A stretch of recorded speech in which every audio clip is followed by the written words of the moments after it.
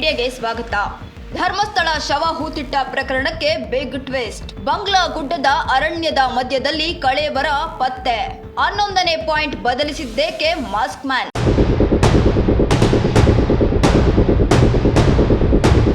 ಹೌದು, ಧರ್ಮಸ್ಥಳ ಶವ ಹೂತಿಟ್ಟ ಪ್ರಕರಣಕ್ಕೆ ಬಿಗ್ ಟ್ವಿಸ್ಟ್ ಸಿಕ್ಕಿದೆ. ಇಂದು 11ನೇ ಪಾಯಿಂಟ್ನಲ್ಲಿ ಬದಲಿಗೆ ಕಾಡಿನಲ್ಲಿ ಉತ್ಖನನ ನಡೆದಿದ್ದು, ಬಂಗ್ಲಾ ಗುಡ್ಡದ ಅರಣ್ಯದ ಮಧ್ಯದೊಳಗೆ ಮತ್ತೊಂದು ಕಳೇಬರ ಪತ್ತೆಯಾಗಿದೆ ಎನ್ನಲಾಗಿದೆ.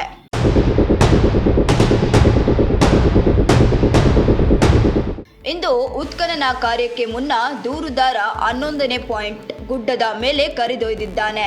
11ನೇ ಪಾಯಿಂಟ್ನಲ್ಲಿ ಅಸ್ಥಿ ಪಂಜರಗಳು ಸಿಕ್ಕುವುದು ಅನುಮಾನವೆಂದು ಗುಡ್ಡದ ಬಳಿಗೆ ಕರೆದೊಯ್ದಿದ್ದಾನೆ. ಇನ್ನು ಎಸ್ಐಟಿ ಅಧಿಕಾರಿಗಳ ತಂಡದ ಸಮ್ಮುಖದಲ್ಲಿ ಕಾರ್ಮಿಕರು ಮಣ್ಣು ಅಗೆದಿದ್ದು, ತಲೆ ಬುರುಡೆ ಮತ್ತೆ ಮೂಳೆಗಳು ಪತ್ತೆಯಾಗಿವೆ ಎನ್ನಲಾಗಿದೆ.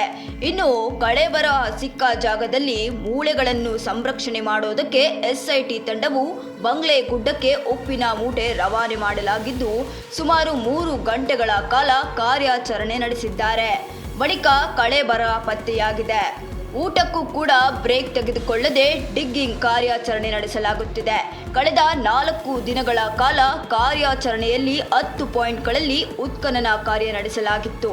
ಅದರಲ್ಲಿ 6ನೇ ಪಾಯಿಂಟ್ನಲ್ಲಿ ಮಾತ್ರ ಕಳೇಬರ ಪತ್ತೆಯಾಗಿತ್ತು.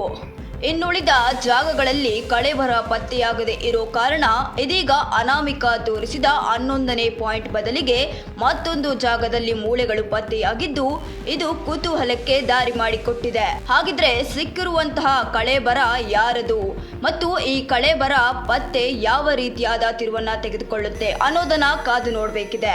ಈ ವಿಚಾರಕ್ಕೆ ಸಂಬಂಧಪಟ್ಟಂತೆ ನಿಮ್ಮ ಅನಿಸಿಕೆಗಳನ್ನ ಕಾಮೆಂಟ್ನಲ್ಲಿ ತಿಳಿಸಿ. ತಪ್ಪದೇ ನಮ್ಮ ಚಾನೆಲ್ ಅನ್ನ ಸಬ್ಸ್ಕ್ರೈಬ್ ಮಾಡಿ.